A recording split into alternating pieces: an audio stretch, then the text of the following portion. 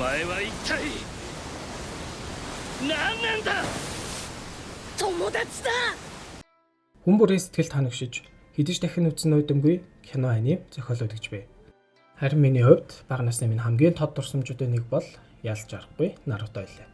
Нарутог мэдгүй хүн ховорч энэ анимед нийт 11 бүрэн хэмжээний кино байдаг гэдгийг тэр бүр хүмүүс сайн мэддэггүй. Харин өнөөдрийн бичлэгээрээ би та бүхэнд Наруто анимегийн хамгийн анхны бүрэн хэмжээний кино болох Наруто Цасны улс дахь нинжагийн мөргөлдөө өнийг товчлон өргөх гэж байна. Ингээд бүгдээрээ бичлэгэнд орцгоё. Наруто Цасны улс дахь нинжагийн мөргөлдөө.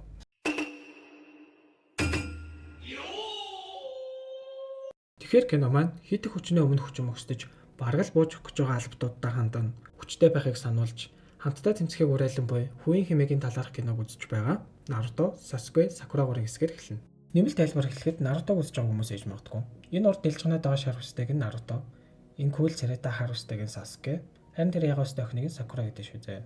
Энэ гурав яагаад энд кино үзээд байгаа юм бэ гэхээр дараагийн даалгавар эхлэхээс өмнө энэ Хүүгийн хэмээгийн тогсны киног заавал үзээрэй гэд Какаши даалгавар болгосон байдیں۔ Манай гуравч гайхаад даалгавар биелүүлэхэд кино үзэх ямар хамаатай юм болоо энэ тэргээ гайхаа байжсэн чинь гинт Хүүгийн хэмээ мортогоо гараад ирдیں۔ Наруто Сакура хоёрч гайхаад юу вэ? Хүүгийн хэмээ удаа гээл байжсэн. Хойноос бөө морти зургууд гарч ирээд түүнийг өгөөд эхэлдэг. Мэдээж Наруто маань улаан дайсныг урдуураа гаргаж үзээгүй болохоор юу зүгээр ойлгох уу? Гүнжиг авраа гэд хойноос өгөөж эхэлнэ. Дайснууд тор шийдэн яг гүнжиг барих гэж хахад Наруто гарч ирэн нод шийдэж авраад алдарч сүдрээ хөлбөрөө ашиглан тэндээсэн хэдийн бодиг хөтлөн. Даанч улсан дайснууд нь гүнжээ хойноос шилтэй шингэн энэ төр шидэж агаад гүнжиг бариад авт юм аа гэж. Гэхдээ энэ бас арай л за мэдгүй. Даанч нөгөө барьсан гүнж нь Хүүгийн хэмээгийн дүр тойрсон Сакура байд юм аа гэж. お前はもう死んでいる。何? Сасуке Сакура хоёр бүгдийнхэн бодиг хөтлөөд хүлээ тавьсан байж байхад Какаши ирдэг. За энд харагдж байгаа урт цагаан өстэй оссон бол манай гурийн багш Хатаке Какаши. Какаши ирснээр юу хийгээд байгаа юм бэ залуусаа? Наад хүн чинь манай энэ удаагийн даалгаврын захиалагч хүн штэ. Ер нь л манай гурав захиалагчаа гөвцөө гэсэн үг. Энэ үеэр Наруто минь юг зүгээр ах уу? Айлвжээ гүнжиг болсон бүр залхаж өгчтэй. Би таны үнэн шүтэмжрэгч. Би Хокаге болох мөрөдөлтэй. Хокаге гэж юу вэ гэж юу? Хокаге бол манай тусны хамгийн хүчрхэг нинжа гэх мэтээр бүр зовоож өгч байт юм байгаа зү. За тэгээ манай эдийн шинэ даалгавар нь юу вэ гэхээр Хүүгийн хэмээгийн дүр тоглож байгаа Фужикасе Юкияг хамгаална. Шингэн оны зураг авалтын арай албыг хариуцж ажиллах D ранкны даалгавар байдаг.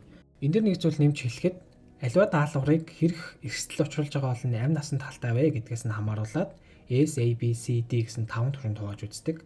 Манай эдийн авсан даалгавар нь D ранкны буюу ямар ч аюулгүй даалгавар гэсэн үг. Тухайн нинжагийн ур чадвар болон туршлагаас нь хамааруулаад ямар түвшний даалгавар оногдуулах вэ гэдгийг шийднэ.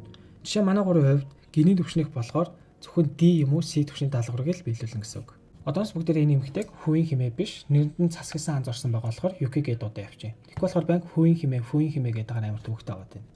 Наруто Юкигийн гарын үсгийг нь авах гээд өдөржингөө нойтой ам шиг дагтیں۔ Тэгээ эцэст нь Юки бууж өгөөд за гарын үсгийг чинь зураад өгье гэснээ нүглэн гинт юм цацчаад зүхтаад өгнө. Оройч олж нөгөө Юки чинь нэг зүйлд барьсан уугаа сууж идэв. Гэтэл цаад талын ширээн дээрх нэг эвгүй арийн авах уу босч ирэл яг гүнжиг цохиод авах нь гэтэл Наруто урдуур нь ороод ирдэг. Энэ хөргөхтэй нэг л сэжигтэй л байгаа юм да. За тэрч яах вэ? Наруто орж ирэл чи гэдэг Хүүгийн хэмээлээ гэд эр хүний сэтгэлийг олонтаа гიშгэж чадна гэж санаа яв. Тийм байхгүй шүү гэж уурлана. Харин нөгөөт нь ёор тоосон шинж байхгүй. Гүнж гинэ битээ димээ юмэр дээ. Гүнж гэж юу байд юм бэ гэж хэлжсэн. Гаднаас Какаши дээр ороод ирнэ. Тэгснэ нөгөө Юки чинь гинтл би лав дахиж Хүүгийн хэмээгийн дүр тоглох байлаа. Та нар цаашдаа яхаа надад ерөөсөө хамаагүй энэ төр гэвэжсэн. Какаши гарч ирснэ. Шарингана хэрэглээд ухаалд болоо явчихна. Тэгсэн чинь нөгөө нэг сэжигтэй нөхөр чинь тагнуул иш таард юм да. Киноны сцен солигдоход бид нар скафандр шиг өмсгөлтэй нөхдүүдийн ярианаас дараах зүйлсийг ойлгож байгаа. Нэгдүгээрт Юки яг үндэ цасны улсын жихэн гүнж Казахана Коюки. Хоёрдугаарт эдгээр хүсэж байгаа зүйл нь Коюкигийн хүзүүнд байсан 6 тал талст. Гуравдугаарт эдгээр Какашиг мэддэг бүр хүн тулж исэн юм шиг байдیں۔ Юу болох гээд байгаа бүү мэд. Юки ч шаардсан. Дээрээс нь шаринганы нөлөөнд орсон. Энэ яагаад говьай тань нэг л дайваад их ингээл гараалгүйгээр харсан. Зарим дээр хөвчөөд юм да. Энэ хэсэгтэр ихтэй кино багийнхын амар муухай байгаа зү. Явахгүй гээд ахтан зүгээр хүчээр аваад ирсэн байдаг. Хүссэн ч хүсээгүй ч зураг авалт маань цааш үргэлжилсээр цасны улсад ирнэ. Цасны улсад ирээд үргэлжлүүлэн зураг авалтаа хийж явах үед нөгөө скафандр шиг өмсгөлтэй нөхдөөд чинь гараад ирнэ. За энэ болохоор энэ гурийнхаа ахлагч нь Надарэ, энэ бүдүүнийг нь болохоор Мизоре, эмэгтэйг нь болохоор Фубуки гэдэг шүү зэ. За ингэ шуудалт болоо нэглэн. Надарын шуудал Какаши руу чи өмнөх шигээ бүкс авч цогтохгүй мó Какашигээ дайраад эхлэн. Харин бүдүүнтэй Наруто Сасуке нэмэгтэйдэн тулалцдээ. Эдгээр өмсөд байгаа энэ өмсгөл нь зүгээр ш нэг өмсгөл биш. Цасны улсын орчин үеийн технологи бөгөөд тухайн өмссөн хүнийхээ хүч болон хамгаалтыг нэмэгдүүлдэг. Тулаанч нэлээд удаа үргэлжлэн ингэж удаан тулалцсны эцэст манай хэд яг ялагдахын таван дээр хараа хийж зугатаж амждаг. За одоо энэ дээр нэг түүх ярих гол болохгүй. 10 жилийн өмнөх цасны улс нь хэдий жижигч гэсэн инх тайван амар амгалан улс байсан. Энэ улсын хаан нь Юкигийн аав Сосицу Казахана. Гэтэл нэг нь хар бараа өдөр түүний төрсөн дүү Дото Казахана өөрийн нөхдийн хамтаар төрөө эргэлт хийснээр бүх зүйл өөрчлөгдсөн байдаг. За одоо бүх зүйл тодорхойлсон баг. 10 жилийн өмнө Какаши Юкиг ирж аварч ирсэн байдаг. Тухайд Какаши нас залуу цус шингэн байсан болохоор энэ хэдтэй тулдаад яагаж барахгүй гэдгээ мэдээд зүгтаасан байдаг. Тийм болохоор л надараа Какашиг харчаад чи дахиад зүгтахгүй мө Какаши гэдээсэн юм учиртай гэсэн үг. Одоо ч Какаши болгүй юм л таа бүгд. За дахиад нэмэлт тайлбар. Энэ харанхуйны шилтэй нөхрийг Сандаю гэдэг Юкигийн аав нь үнэч албад байсан. 10 жилийн өмнө төрийн эргэлд гарахад Юкитэй хамт зугтаж амжсан. Одоо яах гээд байгаа вэ гэхээр Дотоогоос цасны улсыг эргүүлэн авч Юкиг хаан ширээнд суулгах зорилготой.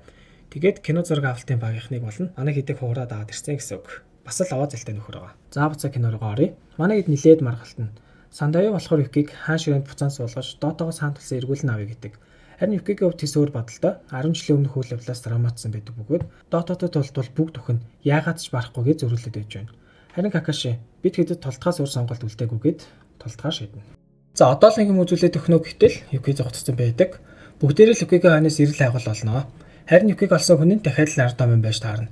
Тэр хоёр журчдын хамаг зовлонгоо хаваалцаал хөөрхөн найзалцсан хонгол дундуур алхаж явхад гинтгийн галт тэрэгний дуу гарах нь тэр. Хуучин сайхан цаг үед энэ өнгөлөөр галт тэрэг явдаг байсан. Одоо өвлөөсөөр үйлрэлгүй болохоор галт тэрэг явахгүй болоод нилээд утсан байдаг. Харин Дотогийн хамсаатнууд галт тэрэгний замаар чакра урсгаад замыг нил олгон галт тэргээр Юки Наруто хоёрыг хөөж эхэлнэ. Галт тэрэгний жимийг сонсон Сандаю зураг авалтын багийнхныг яарлаа зүгтхийг сануулад өөрөө нэг тишээ зүгтаад алгаална. Наруто Юки хоёрч яг л галт тэргийн дайруулангаа алддаг. Харин Дото Юки уулзаагүй ходож царайгаа нэг харуулахгүй юм хэмээн хүйтэн царайгаар яжлан өгүүлнэ. Яг энэ мөчөд Сандаю зогтсон биш. Харин нутгийн угаал иргэдийг дагуулсан ирсэн байх бөгөөд Дото чамаас хааныхаа өшөөг авах цаг ирлээ хэмээн дайрч орно. Гэтэл яг л ийм зүйл болно. Бид хэд яагаад ч дийлэхгүй гэдгийг Юки сануулж байсан шүү дээ. Какаши Сасуке Сакура 3 хитрхээ оройдож ирнэ. Хитэд дуулыг дэлбэлж цасны нурангуу өсгсөн ч Дото зогтож чаддаг. Сандаю сүүлийн удаа Юки тандна. Өөртөө итгэхийг сануулж та бол бидний итгэл найдвар гэд хөөд болно. Юки харин одоо ингээд та нарын сэтгэл ханав уу? Бид хэд Дотог ялахгүй. Явцгаа хэмээн цааш алхахад нөгөө бүдөөний чинь гарч ирээд гүнжийг аваад явчихна. Наруто ч хойноос нь зөвгдээд хамт явна. Дото Юкигийн зөвлөлтний хойноос инхүү хатангуугээд исэн гол шалтгаан нь тэрхүү зөвлөлтөнд өөрийг нь асар хүчтэй олгох нууц хүчний төлхөөр байгаа. Тэрхүү хүчийг ашиглан өөрийн эрх мэдэл, хүч чадлаа нэмэгдүүлэх шалтгаантай байдаг. Ерөнхийдөө бол цасны улсыг орчин үеийн цөмөн зэвсэг шиг зүйл ашиглаад өөрийн улсаа бусад 5 улстай дүүцгүй золгох амбицтай гэсэн үг. Орчин үеэр бол хойцлонгос юм да тэгээд. Тэр хоёрыг инхүү ярьж явах зур Наруто ороод ирсэн. Нинжаг басах хэрэггүй өнтер гэж борж байгаад баригдан чакра ашиглах төгдөдөл тогоор зохиолдог төхөөрөмж гэдсэнд нь зөөчгөн. Бүтлгүй хог. Дото Юкигээс зүйлтийг нь аваад өмхий царил нь хартал дааш нөгөөдг нь хурамч зүйлт байдаг. Какаши иймэрхүү зүйл тохиолдохыг урдаас мэдээд жинхэнэ зүйлтийг хурамчаар сэлчихсэн юм байж. Юки Наруто хоёрыг гэнтэн тойрно. Наруто мултарч гайл төмөн янзаар үзэстэй. Харин Юки Нарутог басаастай бойл энтергээл хийж байна. Цайз руу гадны халдлага болсон гэдгийг харуулууд мэдээд өмөлдөж эхэлнэ. Нэг нь Нарутог инженеэсээ мултарсан байхыг хараад орж шалах гэж байгаад Нарутод нүдүүлнэ. Наруто Юки хоёр мултарч чаддаг. Юки Наруто хоёр цааш сухтаасаар Какашитэй таарна. Какаши зүйлтийг буцааж Юкид өгдөг. Манай хэд цааш сухтаа нэгэн том танхимд орж ирэхэд тэнд нь Дото байх бөгөөд Юки шууд л зүйлтийг буцаагаад Дотод өгчдөг. What the fuck? Яг үндэ Юки Дотод зүйлтээ өгөх биш, түүнийг эндүүлэнд ярих гэж байсан юм байна лээ. Даанч бүтлгүүдэд өөрөө баригдаж байгаа. Дото Юкиг аваад нөгөө хүчийг сэргээхээр нисэд өгнө. Харин Сасуке Сакура хоёр бүдүүнэ болон Фубуко хоёрын учрыг амархан олчихдог. Какаши Надара хоёр дахин үрд болно. Надараач намайг дийлнэ гэж одоо юу? Миний өмсгөлд юуш нөлөөлөхгүй гэж яагаад мөн л тоосог өгөөлнө. Энэ хооронд Дото түлхүүрээ төхөөрөмжтэй хийн ажиллуулахад нөгөөдг нь юунд хүч нэмэгдүүлэх.